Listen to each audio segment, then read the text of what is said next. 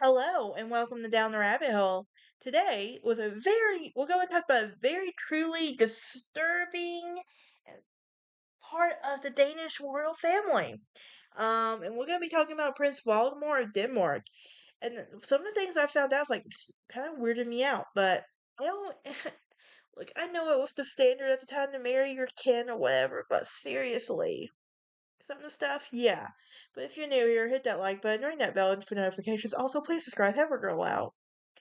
Now we have been talking about the children of Prince of Christian IX, who was the father-in-law of Europe, and we're going to be talking about his youngest one today, Prince Valdemar, who was born October 27, 1858, at Bernstorff Palace.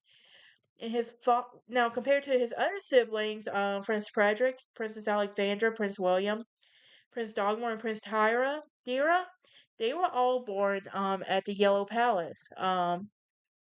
So he was the only one not born there, and that was because his father, by the time he was born, his father had become heir apparent to the throne.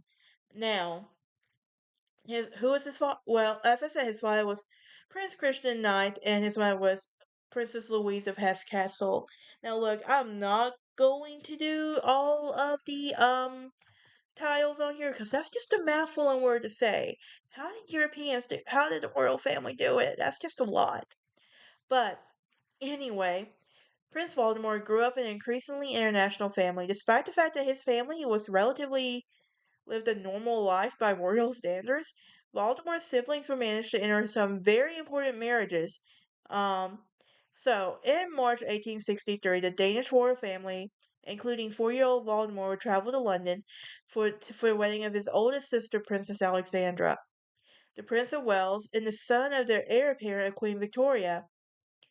In June of that same year, Princess Valdemar's older son, Prince William, was installed as ugh, Prince Valdemar's older brother, Prince William, was installed as King of Greece under the name of George I, and in November that same year, his father succeeded him to the throne of Denmark, and King Christian IX following the death of King Frederick VII. Now, Prince Valdemar received an early education from tutors, and in the summer of 1874, he was accompanied by his father during a visit in Iceland in millennium celebrations. After his confirmation in 1874, as was customary for princes at that time, he started a military education, entered a naval college. In 1879, he was a sub-lieutenant, and in 1880, lieutenant. And the following years, he participated in some naval expeditions. Now, it's important to know that while Voldemort was gay, he was also married and had children. Um, from 1883, he lived at Bernstorff Palace near Copenhagen with his nephew Prince George of Greece. And this part does kind of weird me out a little bit because of how close their relationship was. Like, ew. Yeah, but Prince George of Greece, who had been taken as a boy from Denmark to be enlisted in Danish Royal Navy, and he had been consigned to the care of Valdemar, and who was an admiral in the Danish fleet. Now, feeling abandoned by his father on this occasion, George would later describe to his fiancée a profound attachment he developed for his uncle from that day forward. Now, let's talk about Valdemar's marriage now to Princess Marie d'Orleans, October 20th, 1885, in civil ceremony in Paris. They had a religious ceremony October 22nd, 1885, at the Chateau d'Eau in the residence of Prince Philippe, Count of Paris. Now, the wedding was believed by one source to have been politically arranged, and in France it was believed that the Count of Paris was personally responsible for the match.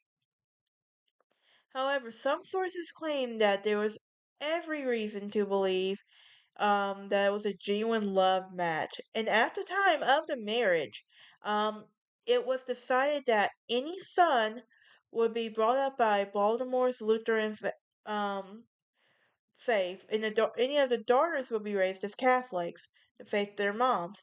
Now, the couple's four sons were Lupton, and while the only daughter, Margaret, was raised a Catholic and married a Catholic prince. In 1886, after the abdication of Alexander of Battenberg followed a coup, the Bulgarian throne was offered to Prince Valdemar, but he and Marie agreed to refuse. Now let's briefly talk about his later life. Um, Valdemar had a lifelong naval career, and he was the first president of the Seamen's Association in 1856. He would die January 14, 1939 at the Yellow Palace in Copenhagen. So even though he wasn't born at the Yellow Palace, he did eventually die at the Yellow Palace. But he was buried at Rolksize Cathedral, and he was the last surviving child of Christian IX. That is it for this episode. You can join me next time as we talk about Victoria. That's right. We'll be moving on to Queen Victoria's children. But y'all have a great day and a happy Thanksgiving.